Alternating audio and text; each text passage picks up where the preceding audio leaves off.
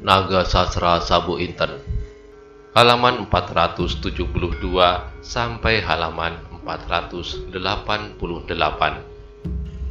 Kadang-kadang Maeso Jenar menjadi jengkel kepada dirinya sendiri. Kalau demikian, maka untuk mengisi waktunya supaya tidak selalu diganggu oleh perasaan-perasaan itu, Maeso Jenar sering pergi berburu seorang diri. Sebab Arya masih belum kuat untuk melakukan pekerjaan-pekerjaan yang agak berat. Dengan busur yang dapat dipinjamnya dari budak wangi, Maeso Jenar sering berburu. Demikianlah, pada suatu malam yang gelap, Maeso Jenar telah mempersiapkan busur serta anak panahnya. Kali ini ia ingin mendapatkan harimau. Sengaja ia tidak mengajak Sarayuda, supaya ia dapat berbuat sesuka hati tanpa ada yang mengganggunya. Setelah ia minta diri kepada Arya serta menyanggupinya untuk membawakan kulit harimau yang besar, maka berangkatlah Maeso Jenar ke padang ilalang yang diselang-seling dengan semak-semak. Di tempat-tempat itulah biasanya berkeliaran harimau-harimau yang sedang mencari mangsa. Angin malam yang bertiup lewat perbukitan mengantarkan hawa yang segar. Di langit yang biru gelap, bintang-bintang bergantungan dengan riangnya. Beberapa kali lembaran-lembaran mega yang putih terapung-apung lewat seperti rakit-rakit berkeliaran di danau yang luas. Sekali dua kali Maeso Jenar memandang ke arah langit yang terbentang di atas kepalanya. Alangkah luasnya. Dengan memandang ke arah langit serta benda-benda angkasa yang tiada taranya itu, terasa betapa kecilnya manusia ini. Tidak lebih dari satu titik pada sebuah bidang seluas kerajaan Demak. Apalagi kalau kita dihadapkan hati kita kepada Sang Pencipta, maka manusia itu benar-benar sama sekali tak berarti.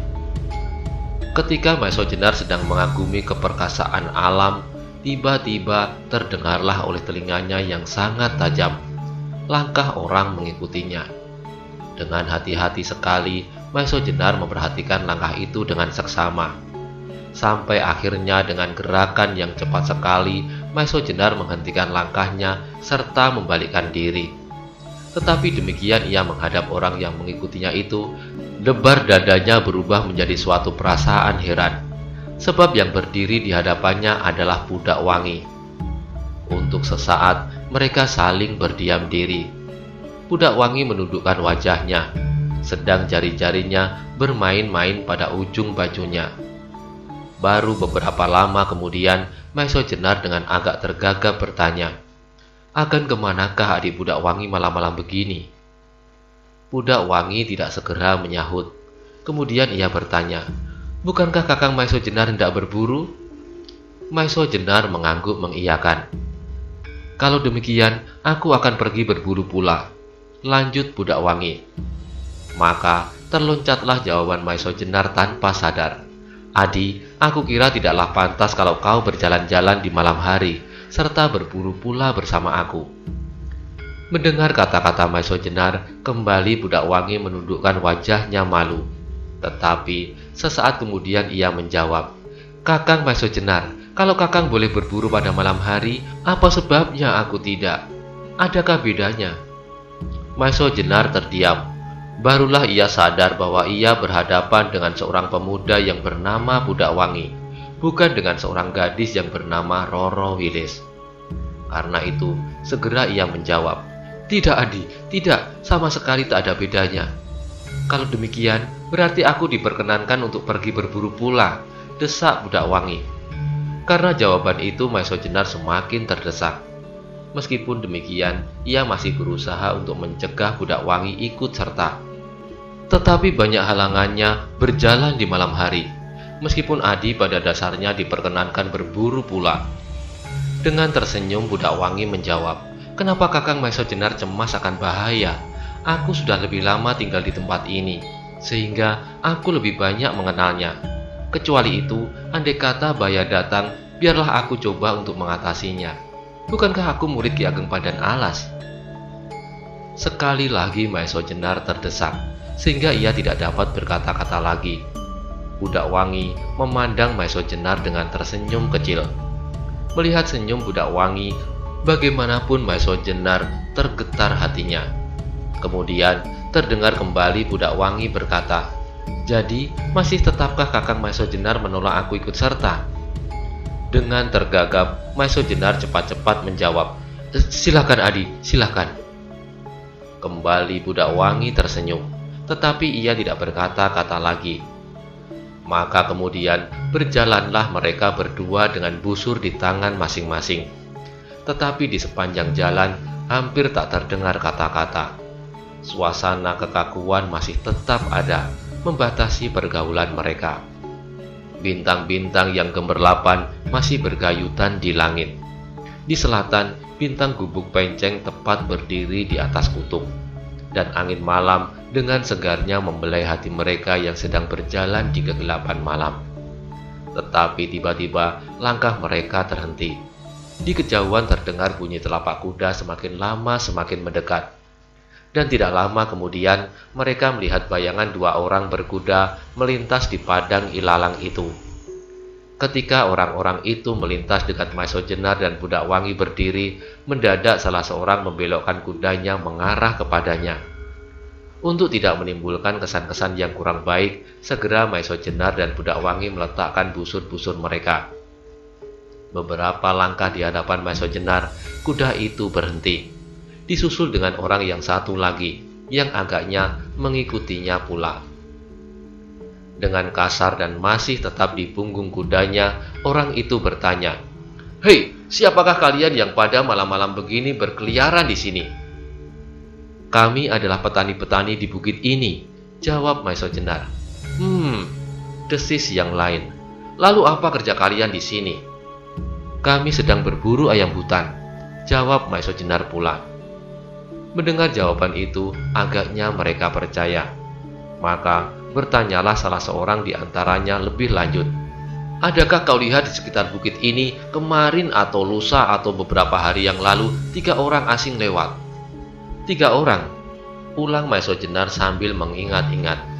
Tiba-tiba ia teringat kepada keterangan Sarayuda bahwa Arya telah diseret oleh 3 orang yang tak dikenalnya. Sedang menilik pakaian mereka, maka mereka tak ubahnya dengan orang yang telah menyerang Banyu Biru untuk membunuh Arya. Karena itu segera Maesho Jenar menghubungkan kedua orang itu dengan ketiga orang yang telah mencoba membunuh anak itu. Maka timbullah keinginannya untuk meyakinkan pendapatnya itu. Maka katanya, "Aku memang telah melihat 3 orang lewat di sini, Tuan. Tetapi tidak hanya 3 orang saja. Mereka telah membawa serta seorang anak laki-laki bersama dengan mereka." "Seorang anak laki-laki?" potong salah seorang di antaranya. "Ya, aku tidak tahu apakah anak itu anak salah seorang dari ketiga orang itu," lanjut Maesho Jenar. "Bukan, sama sekali bukan," jawab yang lain. "Pasti demikian," sela Maesho Jenar, "sebab anak itu didukungnya dengan penuh kasih sebagai seorang bapak terhadap anaknya." Maka terdengarlah kedua orang itu tertawa riuh, dan terdengarlah salah seorang mereka berkata, "Umur anak itu tidak akan lebih dari panjangnya malam pada saat kau lihat. Kapan kau lihat mereka lewat sini?" Mendengar kata-kata itu, Maesho Jenar menjadi yakin bahwa kedua orang itu adalah kawan-kawan yang sedang mencari ketiga orang yang ternyata telah dibunuh oleh Sarayuda. Karena itu, segera terungkaplah kemarahan Maesho Jenar. Karena orang-orang ini adalah pasti orang-orang Lebu Soro. Maka karena gelora kemarahannya, timbullah keinginan Maesho Jenar untuk menghajar kedua orang itu. Segera Maesho Jenar memancing mereka ke dalam suatu perselisihan. "Tuan salah terka, anak itu sampai sekarang masih segar bugar. Oleh ketiga orang itu, ia mereka titipkan kepada kami. Sementara mereka pulang untuk mengambil jemputan dan kendaraan," kata Maesho Jenar. Mendengar kata-kata Maesho Jenar, wajah kedua orang itu segera berubah hebat. Dengan gugup, salah seorang bertanya, "Ketiga orang itu berasal dari mana?" "Dari Banyu Biru," jawab Maesho Jenar cepat-cepat. "Mereka adalah utusan Nyi Ageng Gajah Soro." Wajah kedua orang itu menjadi bertambah tegang, apalagi ketika Maesho Jenar melanjutkan, "Nama anak itu adalah Arya Saloko." "Berikan anak itu padaku," tiba-tiba yang seorang berteriak. Dengan tenang, Maesho Jenar memandang wajah orang itu. Hidungnya yang besar hampir melengkung terletak di antara kedua matanya yang mirip dengan mata burung hantu. Sedang yang lain adalah gambaran dari wajah seorang yang tidak punya pikiran. Sudut-sudut bibirnya tertarik agak ke bawah, dan matanya tidaklah bedanya dengan mata sebuah patung, mati dan tidak bersinar sama sekali. "Siapakah sebenarnya kalian?" tanya Maesho Jenar. "Aku juga disuruh Nyi Ageng Gajah Soro dari Banyu Biru," jawab mereka. "Ah, sayang bahwa aku tidak berani menyerahkan anak itu kecuali kepada yang telah menitipkan," sahut Maesho Jenar. Mendengar kata-kata Maesho Jenar, agaknya kedua orang itu menjadi marah sekali. "Kau berikan anak itu atau kau aku seret di belakang kudaku," teriak orang itu. Melihat muka-muka yang kasar dari kedua orang itu, Maesho Jenar menjadi muak. Tetapi masih juga ia menjawab dengan tenang, "Aku tidak akan memberikan anak itu. Ketahuilah bahwa ketiga orang Banyu Biru yang akan menyelamatkan Aryo Saloko itu sudah aku bunuh. Dan sekarang anak itu pun akan aku bunuh pula. Aku adalah orang Ki Ageng Lembu Soro dari Pamingit." Mendengar jawaban Maesho Jenar, kedua orang berkuda itu tubuhnya menjadi bergetar karena marah. Mereka sadar bahwa mereka telah dipermainkan serta telah dikenal pula sebagai orang-orang Lembu Soro yang diperintahkan membunuh Arya. Karena itu, tidak ada jalan lain kecuali membinasakan kedua orang yang tidak dikenalnya itu. Dengan gigi yang gemeretak, mereka mencabut pedang-pedang mereka. Bersamaan dengan itu, Maesho Jenar pun menjadi semakin muak pula melihat mata yang mirip dengan mata burung hantu, serta mata yang sama sekali padam di atas bibir yang melengkung ke bawah. Karena itu, ia segera akan bertindak melenyapkan pemandangan yang sama sekali tidak menarik hati itu. Tetapi, baru saja Maesho Jenar akan melangkah, terasalah Budak Wangi menggamit pundaknya sambil berbisik, "Kakang Maesho Jenar, berilah aku kesempatan untuk berlatih. Tetapi, jangan lepaskan aku dari pengawasan." Maesho Jenar agak terkejut mendengar bisik Budak Wangi. Tetapi kemudian ia tersenyum. Dengan berbisik pula, ia menjawab, "Silakan murid Ki Ageng Pandan Alas." Oleh jawaban itu, Budak Wangi menjadi agak malu. Namun sesaat kemudian, Maesho Jenar telah meloncat ke samping pada saat serangan kedua orang berkuda itu datang. Budak Wangi pun lincah pula. Sambil memungut busurnya, ia meloncat ke samping. Serta dengan tangkasnya ia berjongkok untuk sesaat yang sangat pendek siap melontarkan anak panahnya. Sengaja Budak Wangi tidak segera mengarahkan anak panahnya kepada orang-orang yang mengendarai kuda-kuda itu, karena ia ingin mengetahui sampai di mana tingkat ilmu yang pernah diterima dari kakeknya, Ki Ageng Pandan Alas. Mengalami kejadian itu, kedua orang penunggang kuda itu menjadi semakin marah. Meskipun demikian, mereka tidak berani tergesa-gesa menyerang, sebab mereka sadar bahwa busur di tangan Budak Wangi itu tak dapat diperingan akibatnya. Karena itu mereka segera meloncat turun dan lari-lari berputaran sambil mendekati bersama-sama dari arah yang berlawanan. Budak Wangi yang memang sama sekali tak ingin membunuh mereka dengan panahnya, segera meletakkan busurnya serta kemudian mencabut pedangnya pula. Kedua orang lawannya menjadi keheranan, kenapa orang itu tidak mempergunakan panahnya.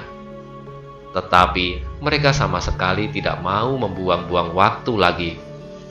Segera mereka bersama-sama mendesak maju. Karena Maesho Jenar kemudian menyingkir saja, maka perhatian mereka tercurah kepada Budak Wangi. Ternyata Budak Wangi yang meskipun baru menerima pelajaran beberapa bulan saja, namun ia telah dapat menunjukkan kelincahan serta ketangkasan bergerak. Dengan melingkar dan kemudian meloncat mundur, ia berhasil menghindari kedua serangan yang datang dari arah yang berbeda itu sekaligus.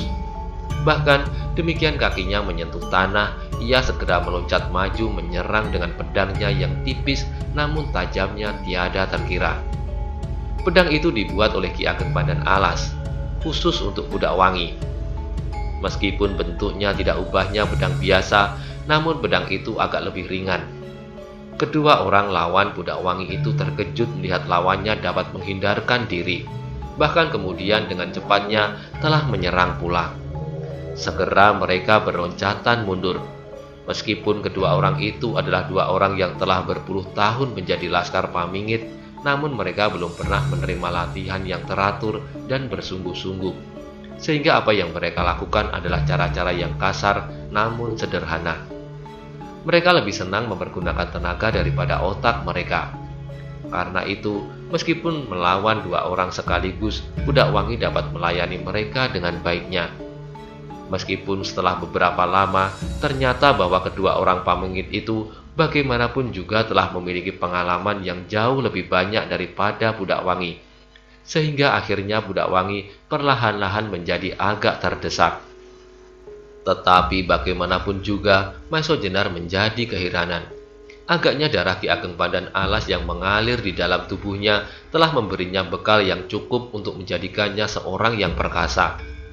Baru beberapa bulan yang lalu di hutan Tambak Baya, seorang gadis hampir membunuh dirinya karena ia dikejar-kejar oleh Joko Soko, dan kemudian setelah gadis itu ditolongnya, telah menjadikan Maiso Jenar hampir gila karena gadis yang ditolongnya itu lenyap. Semuanya itu baru terjadi beberapa bulan, yang bagi Maiso Jenar seolah-olah baru kemarin sore. Sekarang, Maiso Jenar menyaksikan gadis yang mengubah dirinya menjadi seorang pemuda bernama Budak Wangi telah dapat melawan dua orang laki-laki yang tubuhnya kuat seperti orangutan, dengan otot-otot menjorok di permukaan kulit. Bagaimanapun tekunnya Budak Wangi belajar, serta bagaimanapun sakti guru yang memberinya pelajaran, kalau di dalam tubuh Budak Wangi tidak tersimpan bakat yang kuat, pasti dalam waktu yang pendek itu pelajaran yang diterimanya belumlah berarti. Tidak demikianlah dengan Budak Wangi. Tangannya yang memegang pedang itu bergerak-gerak dengan cepatnya. Agaknya menjadi ciri dari ilmu pedang Ki Ageng Pandan Alas, bahwa daun pedang itu tampaknya selalu bergetar, sehingga mengaburkan arah geraknya. Untuk melawan ilmu pedang dari Gunung Kidul itu, kedua orang Lembu Soro harus bekerja mati-matian. Mereka mengandalkan kekuatan tenaga mereka, ditambah dengan pengalaman-pengalaman yang mereka dapat puluhan tahun. Meskipun demikian, kadang-kadang nyawa mereka hampir saja disambar oleh pedang Budak Wangi. Untunglah bahwa Budak Wangi sangat kurang pengalaman. Ia belum pernah mengalami perkelahian benar-benar yang dapat mengancam jiwanya maupun jiwa orang lain. Sampai sedemikian jauh Budak Wangi baru mengalami latihan-latihan dengan gurunya serta kakak seperguruannya, Sarayuda. Karena itu, maka dalam saat-saat yang menentukan, ia menjadi agak ragu-ragu. Beberapa kali tampak Budak Wangi menarik kembali serangannya yang sangat membahayakan jiwa lawan-lawannya. Dengan demikian, maka akhirnya Budak Wangi berada di dalam kekuasaan lawan-lawannya yang sama sekali tidak tahu diri. Mereka sama sekali tidak peduli bahwa lawannya kadang-kadang tidak sampai hati melukai kulitnya. Bahkan, mereka telah mempergunakan kesempatan itu sebaik-baiknya. Meskipun kemudian Budak Wangi pun sadar bahwa seharusnya ia tidak beragu-ragu lagi. Namun waktunya telah agak terlambat. Lawan-lawan Budak Wangi telah berhasil menempatkan diri mereka pada kedudukan yang menentukan. Mengalami hal yang demikian itu, Budak Wangi menjadi agak bingung. Ia masih belum tahu beberapa kesempatan yang dapat dipergunakan untuk mengatasi keadaan, karena kurangnya pengalaman. Maka, segera teringatlah Budak Wangi kepada Maiso Jenar. Dengan sudut matanya, ia melihat dalam sepintas Maiso Jenar dengan enaknya duduk di atas rumput sambil melihat-lihat perkelahian itu seperti sedang menikmati pertunjukan. Sama sekali tidak ada kesan bahwa Maiso Jenar melihat kesulitan yang sedang dialami Budak Wangi. Karena itu, dengan agak terpaksa Budak Wangi menjerit, "Kakang Maiso Jenar, sudah puaskah kakang melihat permainanku?" Mendengar suara Budak Wangi yang halus nyaring itu, Maiso Jenar tersenyum. Ia sebenarnya melihat kesulitan Budak Wangi. Tetapi, karena keadaannya belum terlalu membahayakan, timbullah keinginannya untuk menggoda gadis itu. Ia juga mengerti maksud Budak Wangi dengan kata-katanya, yang sebenarnya memintanya untuk membantu. Namun ia menjawab dengan tertawa pendek, "Belum Adi, permainan Adi bagus sekali. Aku masih ingin menyaksikan beberapa lama lagi." Budak Wangi mendengar jawaban Maiso Jenar menjadi jengkel sekali. Tetapi untuk berterus terang ia pun agak malu-malu. Karena itu sekali lagi ia menjerit, "Aku sudah cukup lama berlatih, Kakang." Sekali lagi Maesho Jenar tersenyum. "Tinggi hati juga gadis ini," katanya dalam hati. Tiba-tiba Maesho Jenar ingin memaksa gadis itu supaya menyatakan permintaan untuk menolongnya. Karena itu ia menjawab, "Latihanmu baru mulai, Adi. Gerakan-gerakanmu baru saja sampai pada taraf memanaskan badan. Aku ingin lihat kalau kau benar-benar sudah menunjukkan kepandaianmu." Mendengar jawaban itu, hati budak wangi menjadi semakin jengkel. Akhirnya, ia menjadi sadar bahwa Maesho Jenar sedang mengganggunya. Apalagi ketika itu, kedua orang lawan budak wangi yang merasa dirinya direndahkan menjadi bertambah marah. Mereka menyerang semakin garang dan ngetok kekuatan. Sehingga akhirnya timbullah jiwa kemanjaan seorang gadis di dalam dada budak wangi. Sekali lagi ia menjerit hampir menangis, "Kakang, baiklah kalau Kakang ingin melihat dadaku terbelah." Dan berbaring dengan itu, budak wangi melemparkan pedangnya ke arah salah seorang dari lawannya. Melihat pedang itu melontar ke arahnya, orang itu menjadi terkejut sekali. Sehingga ia meloncat mundur menghindar. Demikian pula yang seorang lagi menjadi tertegun beberapa saat. Tetapi tidak pula kalah terkejutnya adalah Maesho Jenar. Dengan melemparkan pedangnya, budak wangi sama sekali tidak bersenjata lagi. Sedangkan sesaat kemudian, kedua lawannya telah berhasil menguasai diri mereka masing-masing, sehingga segera mereka melakukan serangan-serangan kembali. Meskipun demikian, agaknya budak wangi sama sekali sudah tidak menghiraukan lagi. Ia berdiri saja tegak dengan tenangnya, menanti ujung-ujung pedang yang mengarah ke dadanya. Melihat peristiwa itu, Maesho Jenar menjadi cemas. Ia dapat mengerti bahwa budak wangi marah kepadanya. Kemarahan seorang gadis yang manja. Maesho Jenar mendadak teringat pada saat Roro Wiles akan bunuh diri di hutan Tambak Baya. Karena itu, secepat kilat tangannya kiri dan kanan, kedua-duanya meraih dua buah batu sebesar telur ayam. Dengan sekuat tenaganya, kedua batu itu dilemparkan ke arah dua lawan budak wangi berturut-turut. Hasilnya adalah mengerikan sekali.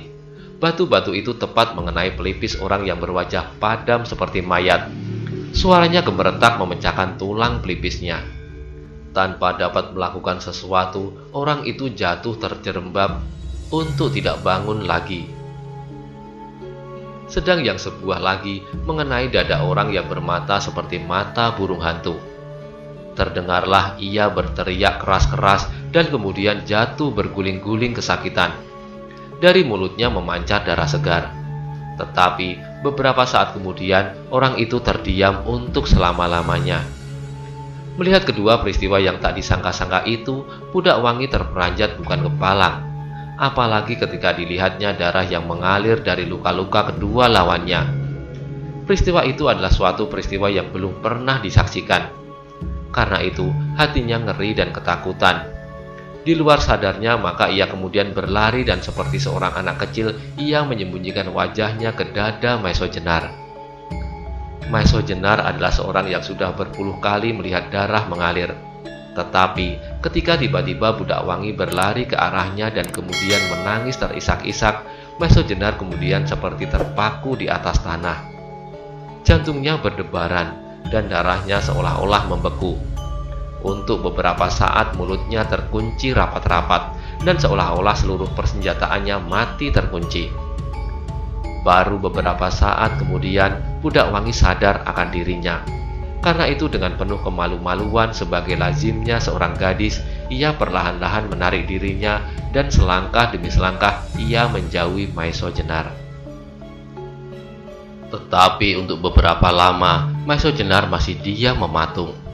Ditatapnya wajah budak wangi yang duduk itu dengan jantung yang bergelora.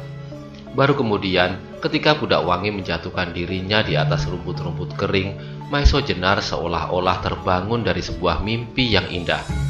Tetapi bagaimanapun, Maesho Jenar hampir tidak pernah bergaul dengan gadis-gadis. Meskipun yang duduk di hadapannya itu menurut wujudnya adalah seorang pemuda, namun hatinya melihat bahwa ia adalah seorang gadis. Karena itu, untuk beberapa lama kemudian Maesho Jenar masih diam termangu-mangu. Tetapi kemudian perlahan-lahan Maiso Jenar maju untuk mendekati budak wangi yang masih terisak-isak menahan tangis. Melihat budak wangi yang menangis, Maiso Jenar merasa bahwa ia bersalah. Tetapi sebenarnya maksudnya adalah bergurau saja. Maka ingin rasanya ia minta maaf kepada gadis itu. Setelah ia dekat berdiri di belakang budak wangi, berkatalah Maiso Jenar, "Wilis, aku minta maaf." Mendengar namanya disebut, dada budak wangi tiba-tiba terasa sesak. Telah beberapa lama ia tidak pernah mendengar seseorang memanggilnya dengan namanya yang sebenarnya. Sekarang tiba-tiba ia mendengar lagi nama itu. Namanya sebagai seorang gadis disebut oleh seorang yang dikaguminya. Karena itu timbullah rasa haru yang menggelegak, sehingga kemudian Roro Wilis tidak dapat menahan dirinya lagi, dan menangislah ia sejadi-jadinya. Melihat hal itu, Maiso Jenar menjadi semakin bingung. Ia tidak tahu kenapa budak wangi menangis semakin keras. Untuk beberapa saat, Maiso Jenar sama sekali tidak tahu apa yang harus dilakukan. Dengan gemetar, ia melangkah kian kemari. Sebentar ia duduk di belakang budak wangi, tetapi sebentar kemudian kembali ia berdiri dan melangkah pula kian kemari. Sesaat kemudian, terasalah malam menjadi semakin sepi. Angin malam yang gemerisik di sela-sela tangis budak wangi mengantarkan udara yang dingin. Kelelawar yang merajai langit di malam hari masih tampak berkeliaran di muka tebaran bintang-bintang yang menaburkan cahayanya yang gelisah. Segelisah hati Maiso Jenar. Maka akhirnya Maiso Jenar menjatuhkan dirinya di samping budak wangi. Dan untuk beberapa lama mereka saling berdiam diri. Ketika di kejauhan terdengar ayam hutan berkokok bersahutan, Maiso Jenar menjadi seperti tersadar bahwa ia harus berbuat sesuatu. Mereka tidak dapat terus-menerus berdiam diri di tengah-tengah padang terbuka sampai esok pagi. Karena itu, Maiso Jenar ingin menghibur hati budak wangi.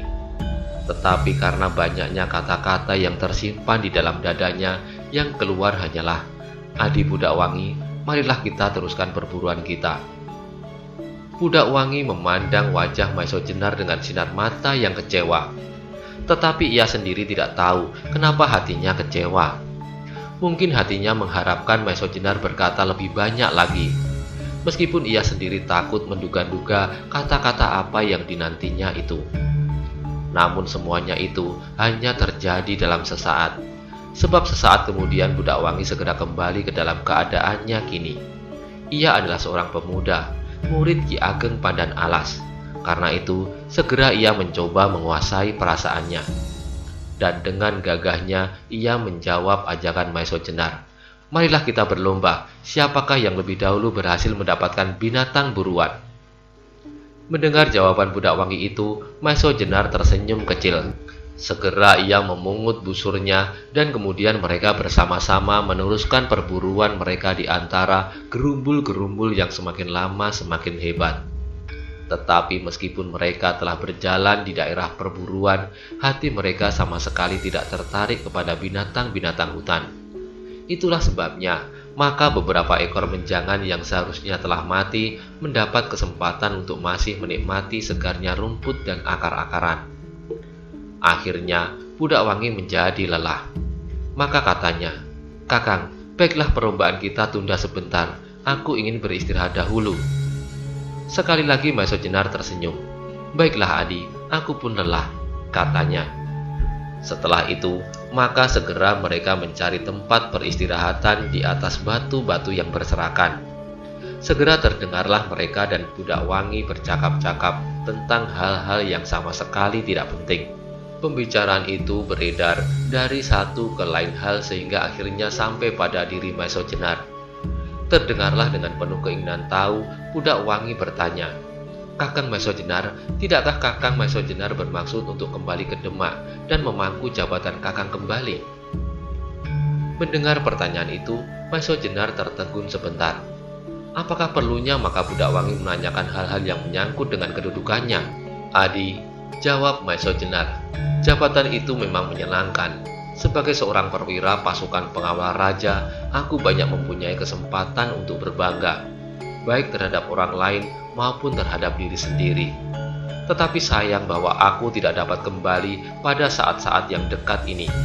Apalagi ketika aku merasa bahwa aku wajib untuk ikut menemukan kembali keris-keris naga sasra dan sabu inten. Maka keinginanku untuk kembali ke Demak menjadi semakin tipis. Sebagai seorang prajurit, sela Budak Wangi, bukankah Kakang akan lebih banyak kesempatan untuk menemukan keris-keris itu? Mungkin demikian, jawab Maiso Jenar. Tetapi mungkin juga sebaliknya, sebab tugas seorang prajurit adalah beraneka ragam. Kecuali itu, Adi, pengabdian seseorang bertebaran pada banyak bidang. Aku sekarang sedang mengabdikan diriku dengan cara ini. Pembicaraan mereka jadi terputus ketika mereka mendengar gemerisik halus di belakang mereka. Maiso Jenar cepat meloncat berdiri dengan busur di tangannya, serta anak panah yang siap meluncur. Sebab yang terdengar itu sama sekali bukan harimau atau babi hutan, tetapi suara langkah manusia. Tetapi meskipun pandangan Maiso Jenar sangat tajam, namun Maiso Jenar tidak dapat melihat seseorang di belakangnya. Karena itu ia menjadi curiga. Cepat ia melangkah maju meskipun dengan penuh kehati-hatian. Sedang Budak Wangi pun segera mempersiapkan anak panahnya. Namun setelah beberapa lama mereka mencari-cari, tak seorang pun yang mereka jumpai. Maka hati mereka menjadi gelisah. Kalau benar dugaan mereka bahwa yang didengarnya itu langkah seseorang, pastilah orang itu orang yang sakti. Baru beberapa lama kemudian, ketika mereka sudah menjadi bertambah gelisah, terdengarlah suara tertawa halus di kejauhan. Mendengar suara itu, tiba-tiba Budak Wangi menundukkan kepalanya. Wajahnya menjadi merah, semerah jambu dersana. Suara itu sangat dikenalnya sebagai suara seseorang yang mengasuhnya, Ki Ageng Pandan Alas. Maiso Jenar yang mengenal suara itu juga menjadi malu. Namun segera ia berkata lantang, "Adi, lihatlah babi hutan hampir sebesar kerbau." Setelah berkata demikian, segera Maiso Jenar meloncat berlari menyusup ke dalam semak-semak. Budak Wangi segera tersentak pula. Ia mengira bahwa Maiso Jenar benar-benar melihat seekor binatang buruan. Karena itu, segera ia pun meloncat menyusulnya. Tetapi, meskipun mereka telah berlari-lari beberapa lama, namun sama sekali Budak Wangi tidak melihat seekor binatang pun. Sampai akhirnya ia melihat Maiso Jenar berdiri tegak menantinya. "Manakah binatang itu, Kakang?" tanya Budak Wangi. Dengan menarik nafas, Maiso Jenar menjawab, "Sama sekali aku tak melihat seekor binatang pun tadi. Tetapi aku mendengar tertawa Ki Ageng Pandan Alas." Budak Wangi menjadi tersenyum jengkel. Namun ia membenarkan pula sikap Maiso Jenar yang agak rikuh terhadap kakeknya.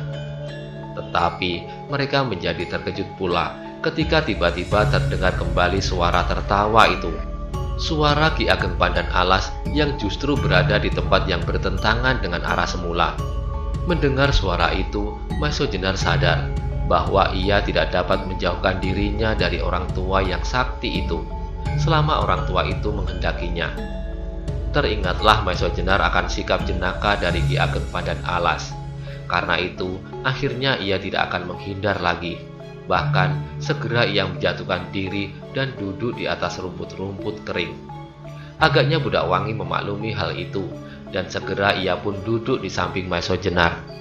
Namun, untuk beberapa lama mereka sama sekali tidak berkata sepatah kata pun. Tiba-tiba, Maiso Jenar mendengar gemerisik disusul oleh dengus seekor binatang. Dengan mata yang tajam, di balik semak-semak di hadapan mereka tampaklah sesuatu yang bergerak-gerak. Dan sesaat kemudian muncullah seekor rusa yang agaknya terbangun dari tidurnya. Dengan isyarat tangan, Maiso Jenar menunjuk ke arah binatang itu. Budak Wangi yang kemudian melihat pula dengan cepat sekali telah memasang anak panahnya. Dan sesaat kemudian rusa itu terlonjak dan memekik tinggi. Anak panah tepat mengenai lambungnya. Tetapi sekejap kemudian menancaplah anak panah kedua yang dilepaskan oleh Maiso Jenar pada leher binatang itu. Tanpa diulang lagi, rusa itu jatuh dan mati seketika. Nah, bukankah aku menang? Kata budak wangi diiringi oleh suara-suara tertawanya yang segar. Akulah yang pertama-tama mengenainya. Akulah yang menang, bantah Maesho Jenar. Karena panahkulah binatang itu mati. Tetapi akulah yang lebih dahulu, bantah budak wangi kembali. Maesho Jenar tidak menjawab lagi. Dengan tersenyum didekatinya rusa yang telah mati itu. Kemudian setelah ia membuka baju, dipanggulnya binatang itu. Marilah kita pulang, Adi. Rusa ini cukup besar untuk pesta besok. Pesta kemenangan Adi Budak Wangi atas 2 orang yang akan membunuh anakku Aryo Saloko, kata Maesho Jenar. Ah, potong Budak Wangi. Tetapi ia tidak melanjutkan kata-katanya. Maesho Jenar pun tidak berkata-kata lagi.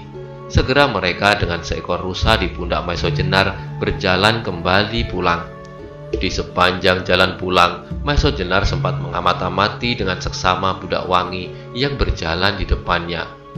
Melihat tingkah lakunya, Maesho Jenar semakin yakin bahwa tidak lama lagi Budak Wangi pasti akan menjadi seorang yang perkasa seperti kakak perguruannya, Sarayuda.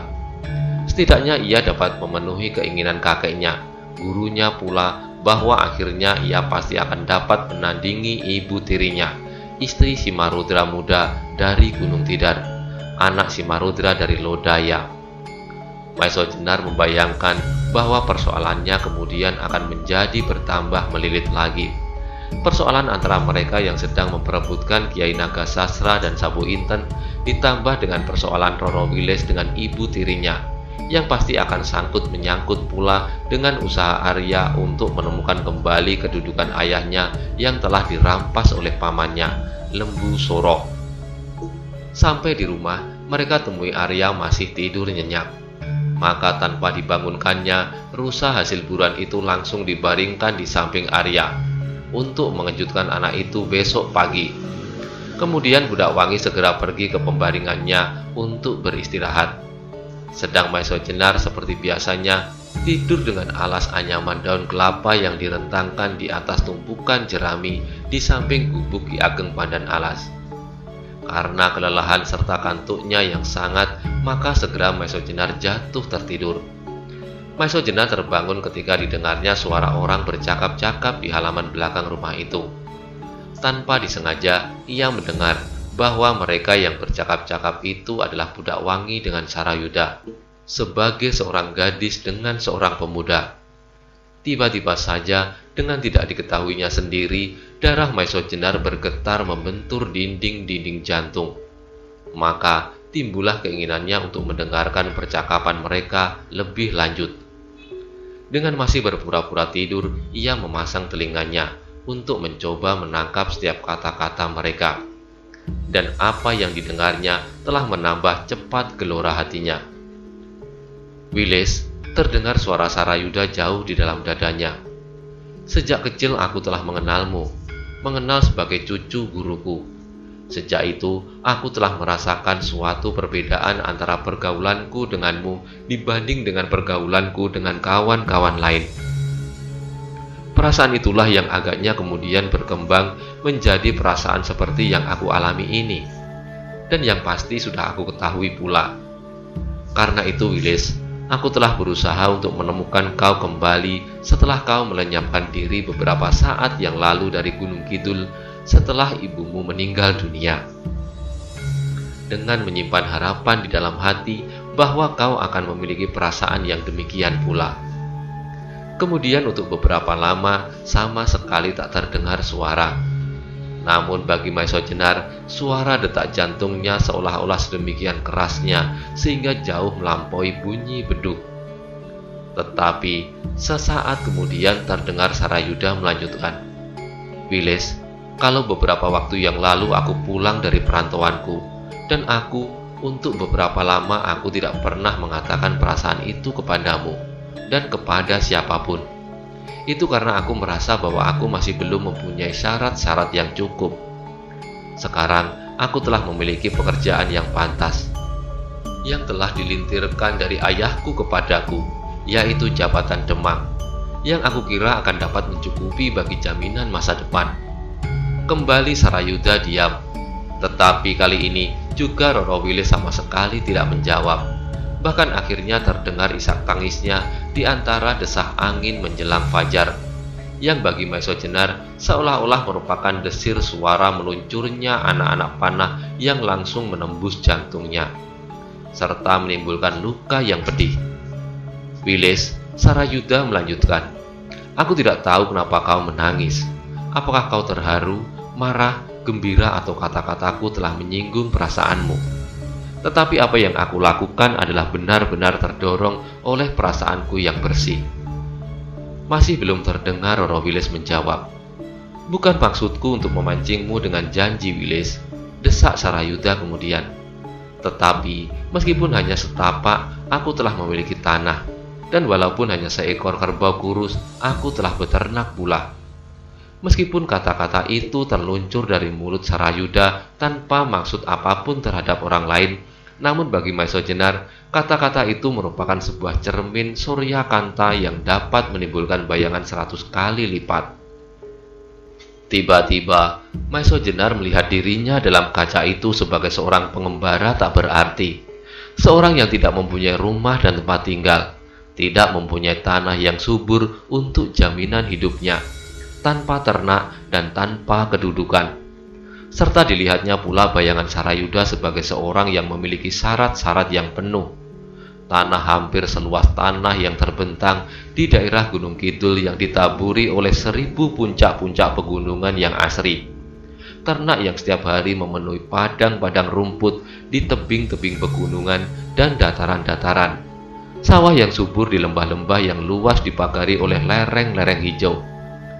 Maesho Jenar, tiba-tiba terdengar hatinya berkata, "Apakah kau akan berusaha untuk menyaingi Demang Sarayuda yang kaya raya serta gagah perkasa itu? Mungkin kau akan dapat berhasil merebut hati Roro Wiles. Tetapi dengan demikian, kau akan menyiksanya sepanjang umurnya. Wiles akan mengalami hidup yang sulit, penuh dengan kekurangan dan penderitaan. Kalau kau melanjutkan usahamu untuk menemukan keris-keris Kiai Naga Sastra dan Sabu Inten, lalu apakah yang dapat kau lakukan terhadap Roro Wiles? Kau bawa serta untuk kau binasakan di bawah kekejaman-kekejaman lawanmu, atau kau umpankan kepada orang-orang golongan hitam sebagai barang permainan, atau barangkali kau bermaksud meninggalkannya di suatu tempat. Dengan demikian Roro Wiles akan kesepian. Tiap malam ia akan menghitung setiap desir angin yang menyentuh wajahnya dengan mata yang mengajak, dengan penuh harapan pada setiap tarikan nafasnya, menantimu pulang. Tetapi adakah kau akan pulang kembali kepadanya?" Kata-kata hatinya itu mendengung sedemikian kerasnya di dalam kepala Maesho Jenar, ditambah dengan berbagai kenangan yang susul menyusul. Apalagi kalau diingatnya bahwa Sarayuda adalah seorang yang telah menyelamatkan Arya, yang telah melepaskannya dari kemarahan Gajah Sora. Dan tiba-tiba, karena semuanya itu, terasa bahwa kepalanya seolah-olah berputar sedemikian lama, sedemikian cepat, semakin cepat. Maesho Jenar memejamkan matanya rapat-rapat. Dengan sekuat tenaga, ia berusaha menguasai perasaannya. Namun betapa sulitnya. Malahan, kenangan-kenangan masa lalu yang seolah susul menyusul nampak semakin jelas. Bagaimana ia telah berusaha menyelamatkan Roro Wiles dari tangan Joko Suko, sehingga akibatnya hampir saja ia dibinasakan oleh Pasingsingan. Tetapi karena tiba-tiba sekarang dirinya merasa tidak berhak lagi untuk mencoba mengambil hatinya, kenapa sekarang tiba-tiba ada orang lain yang menarik garis pemisah? Mengingat hal itu semua, darah Maesho Jenar bergelora. Bukankah ia seorang laki-laki? Kalau demikian, maka untuk mencapai idaman hati, taruhannya adalah nyawa.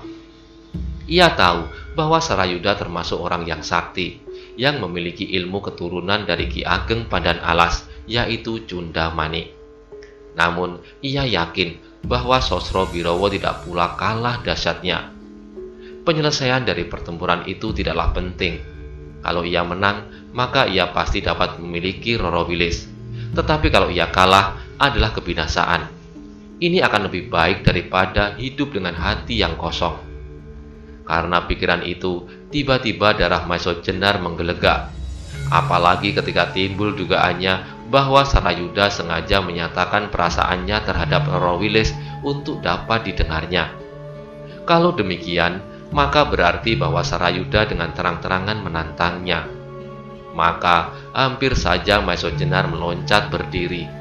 Kalau tidak, tiba-tiba saja timbul pula pikirannya yang lain. Sehingga terjadilah desak-mendesak antara perasaan yang satu dengan yang lain, pikiran yang satu dengan yang lain. Roro Wilis bukanlah semacam barang yang dapat diperebutkan. Ia adalah seorang manusia yang berhak menjatuhkan pilihan. Meskipun seandainya ia menang dalam perang tanding dengan Sarayuda, tetapi ternyata Roro Wilis sebenarnya tidak memilihnya. Maka yang akan dimilikinya hanya Roro Wilis dalam bentuk wadaknya, bukan keseluruhannya. Apakah artinya bagi Maisojenar memiliki Roro Wilis tanpa hatinya? Karena itu, maka kemauan Maisojenar menjadi mengendor lagi. Malahan kembali timbul di dalam dadanya suatu perasaan yang pedih ketika ia tiba-tiba teringat kata-kata Roro Wilis di padang ilalang pada saat mereka berburu tadi. Tidakkah Kakang bermaksud untuk kembali ke Demak dan memangku jabatan Kakang kembali? Bukankah pertanyaan itu jelas? Roro Wilis akan berkata kepadanya bahwa kenapa ia adalah seorang perantau, seorang yang tidak mempunyai tempat tinggal. Kenapa ia hidup sebagai seorang yang selalu berkeliaran di hutan-hutan, bukit-bukit, dan lembah-lembah. Bersambung ke halaman 489.